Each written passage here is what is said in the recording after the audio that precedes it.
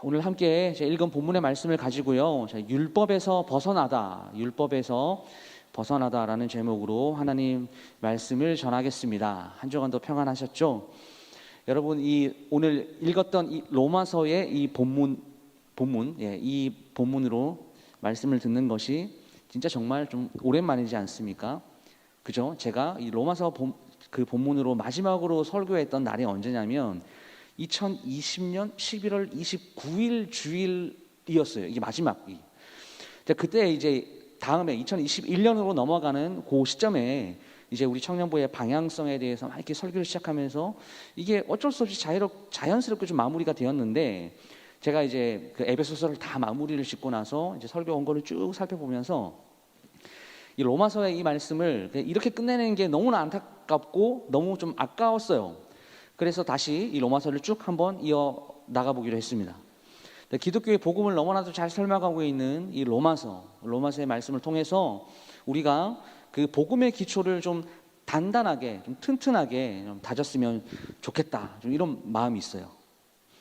자, 오늘 함께 읽었던 이 로마서에서 바울이 이야기하고 있는 것들이 참 다양한데, 오늘 그 중에서 좀 하나를 먼저 꼽자면 믿음으로 의롭게 되는 거, 그리고 믿음으로 구원을 받는 거, 이것을 이제 로마서에서 이야기를 하고 있습니다. 그런데 이러한 결론을 이 사도 바울이 도출을 해내기 위해서 바울이 지금 뭘 사용하고 있냐면 이 율법이라는 것을 도구로 사용하고 있다라는 거예요. 그러나 이 믿음으로 얻는 구원, 믿음을 통해서 구원이 얻어진다라는 이 결론을 내리는 데 있어서 오늘 사도 바울이 끊임없이 이 스스로에게 그 던지는 질문이 있습니다. 그게 뭐냐?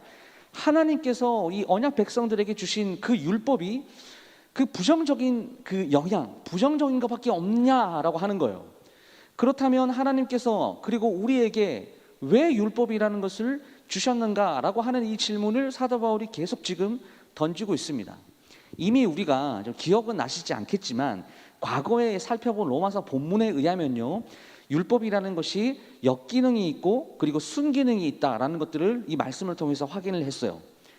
그러니까 율법이 나쁜 것이니까 율법이 폐기되어야 된다라는 것이 이 사도 바울의 주장이었는가라고 하면 그게 아니다라는 거죠. 율법이 가지고 있는 이게 순기능이 있습니다.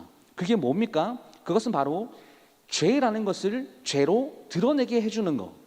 내가 율법을 보니까, 성경을 아주 읽어보니까 내가 정말 진짜 벌레 받은 못한 내가 죄인이구나, 이런 것들을 깨닫게 해주는 부분, 이것이 바로 율법이 가지고 있는 순기능이다라는 것이죠. 그래서 우리가 이 율법을 도구로 내 스스로가 절대 해결할 수 없는 이 죄에 대한 문제 있잖아요. 극복할 수 없는 문제잖아요. 이것을 하나님 앞으로 나아가서 해결을 받아야 하는 그 무능력한 인간들이 나아가야 될 길, 우리 인생이 그렇다라는 것을 율법이라는 것을 통하여 우리가 깨닫게 되는 것이죠. 오늘 우리가 함께 읽었던 이 7장의 말씀은요, 그리스도인들은 그리스도의 몸으로 말미암아서 율법에 대하여 죽임을 당하고 이제는 율법에서 벗어나서 우리가 예수 그리스도에게 연결이 되고 연합되었기 때문에 하나님을 위하여 우리가 열매 맺는 인생이 되었다라는 내용을 담고 있는 너무나 중요한 본문입니다. 자, 생각해 볼게요. 자, 오늘 이러한 결론을 도출하는 데 있어서 사도 바울이 여전히 이야기하고 있는 것은 이 율법을 도구를 가지고 이제 이야기를 하고 있다라는 것이 중요합니다. 이 율법은 모세가 받았고, 그리고 유대인들이 그 소유했죠. 1차적으로 소유했죠. 그리고 이제는 그 유대인들만의 어떤 전유물이 아니라 우리 또한 소유하게 된 이 율법. 근데 그 율법을, 이 말씀을 이 사도 바울이 아무리 변호를 하려고 해봐도 그 율법이 가지고 있는 한계, 이 한계 때문에 율법 자체가 변호가 되지 않는, 그래서 결국 해답은 뭐냐? 예수 그리스도다, 이런 결론입니다. 그래서 오늘 7장의 가장 중요한 포인트는요, 뭐냐면 이거예요. 율법이 어떻게 해서 생겼는지, 그리고 그 선한 율법 자체는 하나님의 말씀이기 때문에 나쁜 게 아니잖아요. 그러면 그 선한 율법이 어떻게 하다가 변질되어서 이렇게 부정적인 결과를 가져다 주게 되었는가, 이것을 오늘 중점적으로 함께 살펴보게 될 겁니다. 그래서 1장 우리가 읽었던 본문을 두 부분으로 나누어서요, 1절부터 6절까지의 본문은 이제 첫 번째 소제목인데, 율법은 구원의 능력이 없다라고 사도 바울이 이야기를 하고 있는 부분입니다. 1절 보세요. 형제들아, 내가 법 아는 자에게 말하노니 너희는 그 법이 사람이 살 동안만 그를 주관하는 줄 알지 못하느냐. 잠깐만 본문 좀 띄워주시고요. 여기서 법 아는 자라고 하면 누구를 이야기하냐면요, 유대인들, 그러니까 이스라엘의 유대인들을 지칭하는 표현이 법 아는 자들입니다. 왜 그래요? 1차적으로 율법을 받았기 때문에 그 율법에 기록되어 있는 내용들을 너무나 잘 아는 사람이었잖아요. 그렇죠? 그래서 그들에게 지금 이렇게 질문하는 거예요. 그 법이 사람이 사는 동안에만 영향을 주는 것이 아니냐라고 이렇게 질문을 하고 있는 거죠. 그 예가 어디냐? 2절부터 3절까지의 본문입니다. 보세요. 남편 있는 여인이 그 남편 생전에는 법으로 그에게 매인바 되나? 만일 그 남편이 죽으면 남편의 법에서 벗어나느니라. 3절 보시면 그러므로 만일 그 남편 생전에 다른 남자가 가면 음녀라. 그러나 만일 남편이 죽으면 그 법에서 자유롭게 되나니, 이렇게 이야기하고 있어요. 법이라는 것이 사람이 살아있을 때만 영향을 준다라는 것의 예를 지금 2절과 3절 본문에서 이렇게 이야기를 하고 있습니다. 그러니까 이것을 지금 누구에게 이야기하고 있냐? 율법을 너무나도 잘 안다라고 하는 그 유대인들에게 지금 말을 하고 있는 것이죠. 그래서 어떤 학자들은요, 이 사도 바울이 지금 모세 율법을 인용하고 있다라고 이렇게 이야기를 하고 있는데 반드시 뭐 그런 것은 아닙니다. 왜냐하면 이러한 문화들은 이스라엘뿐만이 아니라 그 당시 1세기 그 주변 국가들에서 공통적으로 나타나는 어떤 법이었기 때문이에요. 그래서 4절 말씀으로 넘어가 보게 되면 그러므로 내 형제들아 너희도 그리스도의 몸으로 말미암아 율법에 대하여 죽임을 당하였나니 이는 다르니 곧 죽은 자 가운데서 살아나신 이에게 가서 우리가 하나님을 위하여 열매를 맺게 하려 함이라. 이렇게 이야기하죠. 좀 띄워놓으세요. 4절은요 1절부터 3절까지의 내용의 어떤 결론에 해당되는 부분이에요. 우리도 그리스도와 함께 율법에 대하여 죽은 자가 되었기 때문에 율법에 대해서 자유하게 되었다라는 겁니다. 그래서 그리스도의 몸으로 말미암아 율법에 대하여 죽임을 당했다라는 이 표현이 지금 이 본문에서 나오잖아요. 이게 우리의 옛사람이 몸이 그리스도와 함께 십자가에 함께 달려 죽은 것을 강조하기 위해서 지금 이 표현을 쓰고 있는 겁니다. 그 결과로 우리가 어떻게 되었나요? 그리스도와 함께 연결된 사람, 연합된 자가 되었다. 그렇죠? 그렇다면 예수님께서 왜 우리에게 이러한 은혜를 베푸셨는가라고 했을 때 이 본문 마지막 부분에 나오죠. 우리가 하나님을 위하여 열매를 맺는 삶을 살기 위해서 그렇게 하셨다. 이렇게 이야기를 하고 있어요. 여러분, 나무에서 열매가 맺히는 것은요, 이게 지극히 정상적인 거고 자연의 법칙이죠. 그렇죠? 마찬가지예요. 그리스도의 접붙임을 받아서 그 그리스도의 그 말씀을 통하여 영양분을 공급받게 된 우리 모두는요, 결과적으로 선한 열매를 맺어야 하는 것이 가장 정상적인 신앙의 법칙이고, 이거는 이제 법칙이라고 우리가 이야기할 수 있는 거예요. 그러니까 하나님께서 우리에게 맺히시게, 우리가 맺었으면 좋겠다라고 생각하는 그 열매는 뭐겠습니까? 하나님께서 우리에게 지금도 요구하고 계시는 그 거룩과 의의 요구에 대한 어떤 순종, 그것을 우리에게 요구하시는 것이 되겠죠. 그렇죠? 그리고 5절 말씀 보세요. 우리가 육신에 있을 때에 율법으로 말미암는 죄의 정욕이 우리 지체 중에 역사하여 우리로 사망을 위하여 열매를 맺게 하였다라고 이렇게 이야기해요. 이 본문에서 과거에 우리가 육신으로 있을 때라는 말이 나오죠. 이건 언제를 뜻하는 것이 되겠습니까? 우리가 예수님을 믿기 전에, 그리고 예수님을 믿지만 여전히 율법의 종로로 타는 사람들을 이야기를 하죠. 그리고 그 다음에 율법으로 말미암는 죄의 정욕이라는 것, 이게 무엇을 말하겠습니까? 이 율법의 순기능을 이야기하죠. 율법이 죄를 드러나게 하고 죄가 이게 죄다라는 것을 알게 해주는 그런 기능이 있기 때문에 우리가 이 정욕이라는 말을 들었을 때 이게 죄구나라는 것을 알려준다라는 그런 의미예요. 그 죄의 정욕이 우리 안의 역사에서 뭘 맺는다라고 돼 있습니까? 사망을 맺는다라고 하죠. 그러니까 이게 무슨 말이에요? 율법에는 이 정욕이라는 이 죄를 이길 만한 힘이 없다라는 거예요. 단지 우리가 이 율법을 통해서 정욕이 죄라는 것을 우리가 인지를 할 뿐이지 그 죄를 이겨낼 수가 없다라는 거예요. 따라서 죄의 그 결과가 뭡니까? 사망이죠. 사망이기 때문에 예수를 믿기 전의 사람, 그러니까 예수를 믿지만 여전히 율법의 종로로 타는 사람들의 그 최후는 결국 뭡니까? 심판, 멸망, 사망밖에 없다라는 것을 사도 바울이 지금 이 본문에서 이야기를 하고 있어요. 그리고 6절 말씀을 보세요. 이제는 이라고 이제 시작을 하죠. 이제는 우리가 얽매였던 것에 대하여 죽었으므로 율법에서 벗어났으니 이러므로 우리가 영의 새로운 것으로 섬길 것이요 율법 조문의 묵은 것으로 아니할지니라. 이 대충 이제 어떤 결론을 맺을지 약간 감이 오실 거예요. 6절에서 사도 바울이 이제는 이라고 시작하면서 5절의 이 본문과 완전 대조되어서 우리의 신분이 완벽하게 바뀌었다라는 것을 이야기를 해줍니다. 어떻게 바뀌었나? 이제는 우리를 얽매였던 그 율법에 대해서는 우리가 죽었기 때문에 더 이상 율법은 우리를 구속하지 못한다라는 그런 내용이에요. 여러분, 앞서서 우리가 1절 말씀을 봤죠. 율법의 지배는 언제만 당하는 겁니까? 우리가 살 동안에만 이루어진다라는 것을 우리가 봤어요. 그래서 이제는 우리가 율법에 대해서 우리가 죽었기 때문에 영의 새로운 것으로만 섬긴다라고 이야기를 하죠. 여러분, 이것은요, 그리스도로 인하여서 그리스도를 믿고 난 그 이후에 우리 안에 거듭나게 된 어떤 새로운 시대의 새로운 사람으로서의 지배 원리를 말합니다.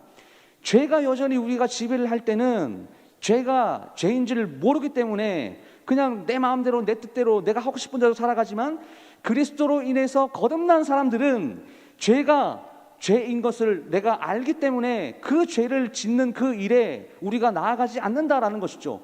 새로운 지배의 원리, 예수 그리스도를 통한 새로운 지배의 원리를 사도 바울이 이야기를 하고 있어요. 그 표현이 대조적인 것들이 5절에서는 죄의 정욕이라는 말이 나오고, 그리고 6절에서는 율법 조문의 묵은 것, 이게 이제 대조되는 그런 표현이 되는 겁니다. 자, 그러면 이제 두 번째 파트인데 7절부터 13절까지의 말씀은요, 그렇다면 그 율법이 왜 구원의 능력이 없는가라는 그 이유를 지금 사도 바울이 이야기를 하고 있는데, 먼저 결론을 말씀드리면 율법의 잘못이 아니라, 율법은 선한 것이고 율법 자체는 정말 좋은 것인데 사람의 죄로 인해서 율법의 그 계명에 죄가 이게 들어가서 율법이 변질된 것, 이런 이제 이유를 설명합니다. 본문을 한번 볼게요. 7절 말씀 보세요.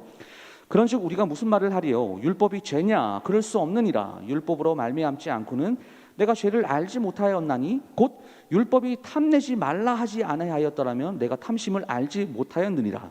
8절. 그러나 죄가 기회를 타서 계명으로 말미암아 내 속에서 온갖 탐심을 이루었나니 이는 율법이 없으면 죄가 죽은 것입니다. 여러분, 7절과 8절 지금 읽었는데 이 본문이 무엇을 말하는 것 같아요? 율법이 가지고 있는 순기능을 이제 이야기를 하죠. 만약에 율법이 없으면 우리가 죄라는 것을 어떻게 알겠느냐라는 그런 질문입니다. 그러니까 이 말은 무슨 말입니까? 율법 자체는 선한 거예요. 좋은 거예요. 그렇게 볼 수가 있습니다. 그렇게 볼 수 있죠. 당연하죠. 왜 그렇습니까? 율법을 주신 분이 누구예요? 하나님이시잖아요. 하나님이 율법을 주셨기 때문에 우리가 가지고 있는 이 성경 66권, 이 율법 자체, 이 말씀에는 그 하나님의 성품과 하나님의 마음이 담겨져 있습니다. 그렇기 때문에 율법이라는 그 자체는 죄가 아닌 거죠. 선한 거예요. 좋은 거예요. 실제로 처음에 이스라엘에게 율법이 주어졌을 때 그 율법이 이스라엘에게 무슨 지켜야 될 어떤 족쇄처럼 뭔가 이렇게 얽어매기 위해서 율법을 주신 게 아니라 이 민족들에게 평강을 허락하기 위해서 율법을 주셨다라는 거예요. 지난주에 봤던 말씀, 말라기 2장 5절 말씀. 레위와 세운 나의 언약은 생명과 평강의 언약이라. 우리에게 말씀을 주시고 우리에게 율법을 주신 이유는요, 그 죄를 계속 깨닫고 그리고 그 죄를 계속 제거하려고 하는 노력을 통해서 우리 가운데 생명을 주시기 원하고 우리 가운데 평강을 주시기 원해서 그 율법을 주시다라는 거죠.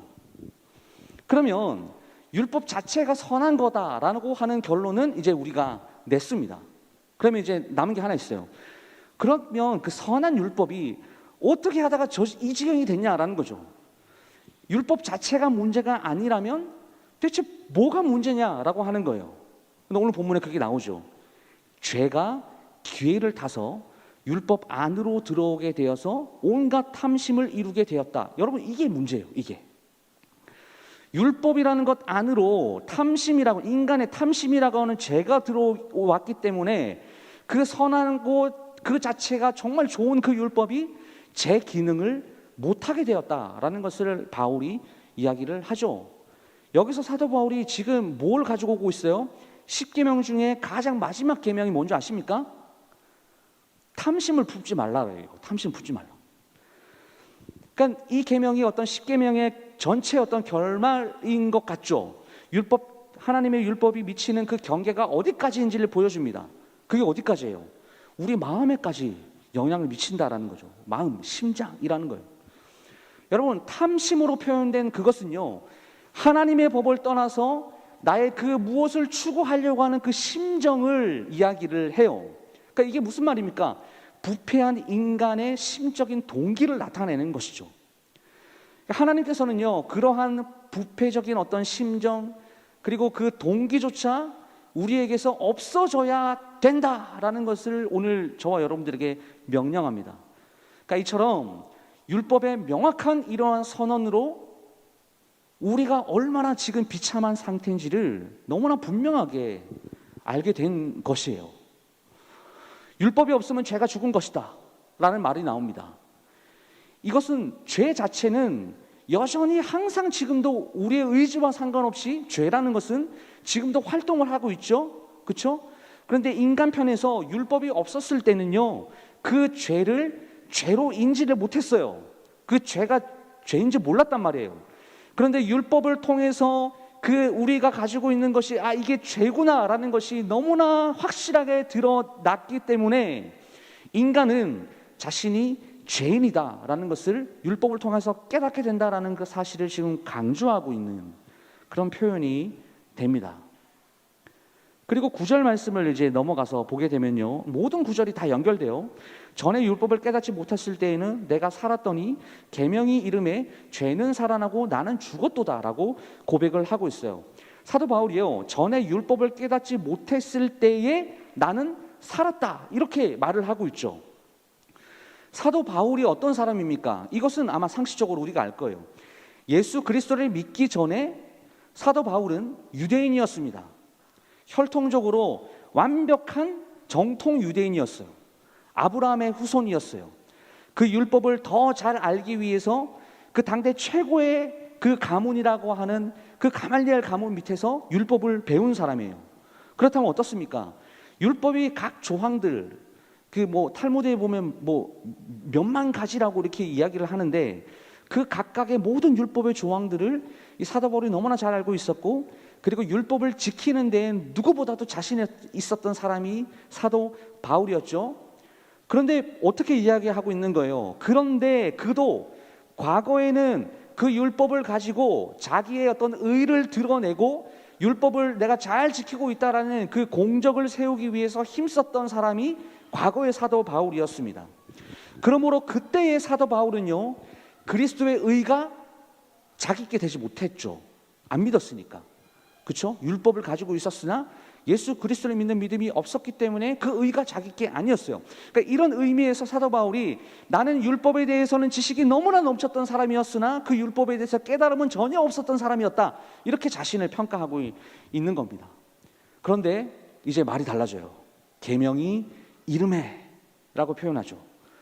율법을 깨닫지 못했을 때의 자신의 모습과 대조되는 그런 표현인데, 이 표현은 어떤 표현입니까? 이제는 내가 진정한 의미에서 그 계명을 깨닫게 되었다라는 그런 의미가 되는 것이죠. 죄는 살아나고, 그리고 살아나고는 이 활동하고 있다, 활동하게 되다라고 또 다시 번역을 할 수가 있습니다. 그러니까 죄는 처음부터 있었어요. 우리가 태어나기 전부터 죄는 있었단 말이에요. 사람이 계명을 깨닫기 시작하면 죄가 내 속에서 지금도 활동하고 있구나라는 것을 깨닫게 되는 거죠. 그래서 어떻게 표현합니까? 나는 죽었다, 이렇게 표현하고 있는 거예요. 그 결과로 인간은 스스로 내 속에 있는 그 죄를 이겨낼 수 없는 무능력한 인간이다라는 것들을 깨닫게 되는 이런 표현이에요. 그리고 10절 말씀을 보십시오. 생명에 이르게 할 그 계명이 내게 대하여 도리어 사망에 이르게 하는 것이 되었다라고 이렇게 말을 하고 있습니다. 이것은 여러분 신명기 5장 31절에서 33절까지, 그리고 말라기 2장 4절, 5절, 7절, 4장 4절 참고로 알아두세요. 하나님 말씀, 이 하나님의 율법은 우리를 생명에 이르게 할 계명이다라고 이렇게 말을 해요. 여러분 20세기에요. 이 최고의 그 개혁주의 신학자라고 평가를 받는 이 존 머레이라고 하는 목사님이 있습니다. 이 목사님이요, 요 구절에 대해서 뭐라고 얘기했냐면, 하나님께서 이스라엘에게 율법을 주신 가장 큰 목적은 죄를 범하는 기회를 주시고자 한 게 아니라 의의 길로 나아가서 인간의 생명을 보존하자는 데 있다라고 요 구절을 주석을 했어요. 그러면 어떻습니까? 바울이 율법이 생명에 이른다라고 했을 때 그 율법은 죄를 깨닫게 해서 그리스도께로 인도하는 것이 그 가장 진정한 기능이다라는 사실을 이야기를 하고 있는 거 아니겠습니까? 그럼에도 불구하고 율법은 도리어 사망에 이르는 것이 되었다라고 또한 말을 하고 있죠. 이것은 율법은 우리가 죄인이고 하나님께 사형 선고를 언도받았다라는 사실을 말해주는 것이에요. 그러나 율법이 그러한 기능을 한다라고 할지라도 율법이 그 자체가 우리의 근본적인 죄에 대한 문제, 즉 구원이라는 것을 주지 못해요. 왜 그렇습니까? 아무리 우리가 율법을 잘 지킨다라고 해도 인간은 율법의 전체 모든 조항들을 다 지킬 수 없기 때문이에요. 그래서 율법은 우리에게 희망보다 오히려 비참한 절망감과 정죄만 안겨주는 겁니다. 율법을 아무리 뒤져봐도 정말 나는 이 말씀을 통해서 내 자신을 쫙 진단해 보니까 나는 정말 가능성이 없구나, 나는 아무런 희망이 없구나, 나는 율법의 모든 조항들을 지킬 수 없는 존재이기 때문에 나의 결말은 심판이고 절망이고 지옥이고, 그것이 우리의 인간의 본래 인생이구나, 이러한 절망감과 비참함만 율법이 우리에게 안겨준다라는 거죠. 그런데 여기서 이제 반전이 일어납니다. 12절 말씀 보세요. 이로 보건대 율법은 거룩하고 계명도 거룩하고 의로우며 선하다. 사도 바울이 율법을 어떻게 생각하고 있는지 너무나 잘 표현하고 있어요. 율법에 대한 사도 바울의 입장입니다. 앞서서도 제가 말씀드렸어요. 본래 율법이 하나님께서 주신 거라고 이야기를 했습니다. 그렇기 때문에 율법이라는 것은 하나님의 성품과 하나님의 의와 하나님의 선한 모든 것들이 다 담겨져 있어요. 그렇기 때문에 율법은 그 자체는 선한 것이고 의로운 것이고 거룩한 것이죠. 그런데 문제가 뭐예요? 8절과 11절에서 이렇게 이야기하죠. 율법의 죄가 틈탄 거예요. 우리로 하여금 탐심을 이룬 것, 그게 이제 문제인 겁니다. 그래서 13절 말씀 보십시오. 그런즉 선한 것이 내게 사망이 되었느냐? 그럴 수 없느니라. 오직 죄가 죄로 드러나기 위하여 선한 그것으로 말미암아 나를 죽게 만들었으니 이는 계명으로 말미암아 죄로 심히 죄되게 하려 함이라. 오늘의 결론 13절, 오늘의 말씀의 결론을 어떻게 맺고 있습니까? 그런즉 하고 이렇게 맺고 있어요. 여러분, 사도 바울이 율법이 선하다라는 것을 지금 전제로 오늘 깔고 율법을 변증하고 있죠. 그런데 율법에 대해서 자신이 변증을 할 수 없는 범위, 그 범주가 있다라고 이야기를 해요. 그리고 13절 말씀에서 이 율법이라는 것과 죄, 그리고 이 성도들 사이에 어떤 관계가 있는지 아주 깊이 지금 살펴보고 있습니다. 다시, 율법은 성도들로 하여금, 우리로 하여금 죄가 죄되게 하고 내가 죄인이다라는 사실을 깨닫게 해요. 그러면 어떻게 됩니까? 이때 내가 죄인이구나라는 것을 깨닫게 되면 성도는 죄의식을 느끼죠. 그리고 때로는 죄 앞에서 나는 아무것도 할 수 없다라는 것, 이 무능력하구나라는 그것을 인식을 할 때에 이거밖에 안 되는 존재인가 라고 생각하며 괴로워할 때가 있습니다. 근데 이것만 보게 되면요, 율법이 어떤 기능을 하는 것 같아요? 우리가 선한 삶을 좀 살아보겠다라고 이렇게 얘기하는데 이 율법이 우리의 의지를 다 꺾어버리는구나, 이렇게 생각할 수 있죠. 그렇죠? 근데 인간이 이런 마음을 느끼는 이유가 무엇입니까? 그리스도를 믿는 성도들이요, 하나님의 말씀대로 나는 진짜 잘 살아보려고 하는 그런 마음들이 있기 때문에 이런 생각들을 하는 거예요. 그래서 이렇게 얘기하죠. 선한 것이 내게 사망이 되었느냐? 그럴 수 없느니라.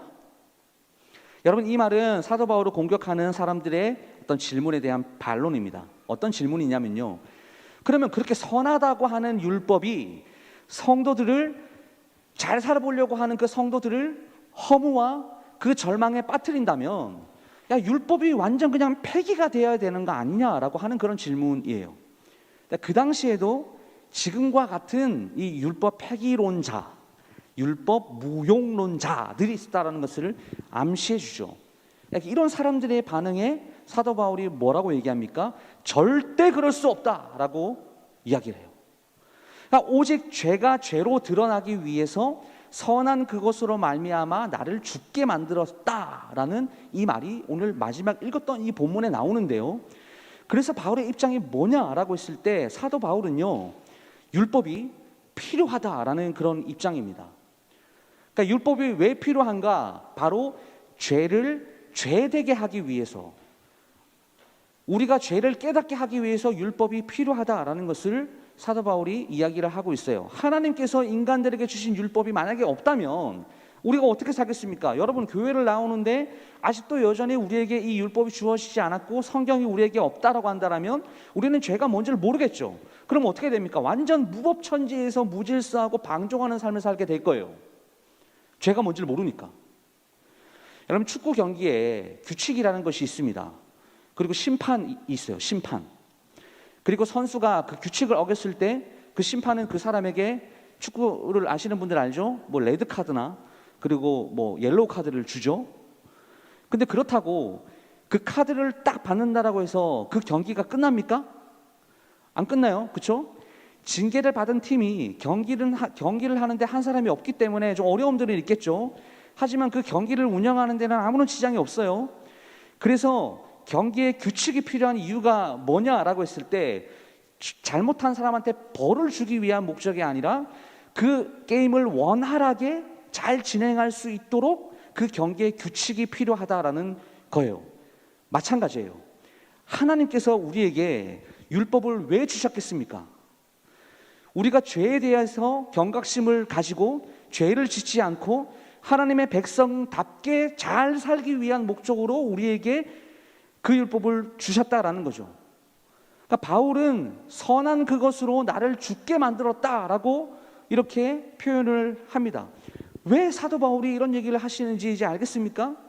율법은 선한 것인데요, 오늘 8절과 11절 말씀에도 말한 것처럼 그 율법 안에 인간의 죄가 틈타서 사람으로 탐심에 빠지게 만들기 때문에 나를 죽게 만들었다라는 표현을 지금 사도 바울이 쓰고 있는 거예요. 자, 그러면 오늘 말씀을 한번 정리해 보도록 하겠습니다. 오늘 우리가 이제 로마서 7장 1절부터 13절까지의 본문을 우리가 함께 살펴보았는데, 정리를 하면요, 자, 첫 번째는 율법이 우리에게 미치는 범위에 대해서 사도 바울이 설명했어요. 율법은 사람이 사는 동안에만 우리에게 영향을 미친다라는 거예요. 그렇죠? 두 번째 한번 정리해 보면 바울이 율법을 어떻게 생각하냐? 그러니까 바울이 율법에 대한 어떤 입장입니다. 바울이 율법을 어떻게 봤어요? 선한 것으로 봤어요. 그 자체는 악한 게 아니다라고 이렇게 봤죠. 근데 맞는 얘기예요. 문제는 뭡니까? 우리 인간들 편에서, 우리 사람들 편에서 그 율법을 주신 하나님의 마음을 잘 헤아리지 못하는 것이고, 그리고 선한 율법을 인간들의 탐욕과 그 이기심을 거기다가 주입을 시켜서 율법을 우리가 이용을 해서 타인을 정죄하고 판단하고 짓밟는 데 있는 거죠. 그것은 자신의 편의를 위해서 하나님을 내가 이용하는 것과 똑같아요. 여러분, 오늘 우리가 살펴본 이 구절 중에서요, 작게는 오늘 본문을 정리하고 크게는 로마서 전체를 요약해주는 성경 구절이 하나 등장하는데요, 바로 4절 말씀입니다. 4절 말씀을, 요 말씀 좀 다 같이 한번 읽어보고 싶습니다. 4절 말씀 다 같이 읽어볼게요. 시작. 그러므로 내 형제들아, 너희도 그리스도의 몸으로 말미암아 율법에 대하여 죽임을 당하였으니 이는 다른 이 곧 죽은 자 가운데서 살아나신 이에게 가서 우리가 하나님을 위하여 열매를 맺게 하려 함이라. 여러분, 율법은요, 우리에게 오늘 지금 이 순간에도 지속적으로 우리가 죄인이다라는 사실을 지금도 알려줘요. 그 율법이 우리에게 알려주는 진리는 우리 모두가 죄인이라는 것과 그리고 죄로 인하여서 저주를 받아 하나님의 심판에서 피할 수 없는 존재라는 것을 오늘도 저와 여러분들에게 말씀이 알려준다라는 거죠. 그러나 율법은 이 문제에 대해서 우리가 어떤 존재인가 이것을 알려줄 수는 있지만 본질적인 그 죄에 대한 그 문제, 그 심판의 문제를 이 율법이 해결해 줄 수는 없습니다. 단지 이것이 죄야라는 것을 우리에게 알려줄 뿐이죠.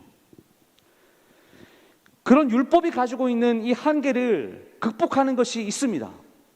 그게 뭐냐면요, 바로 예수 그리스도의 십자가다라는 거예요. 이 죄와 이 심판에서 자유로울 수 있는 그 유일한 방법, 율법에서 우리가 벗어나서 정말 참된 자유를 누릴 수 있는 그 방법, 그것은 율법으로 되는 것이 아니라 오직 예수 그리스도밖에 없다라는 것을 오늘 저와 여러분들에게 사도 바울이 이야기를 하고 있어요.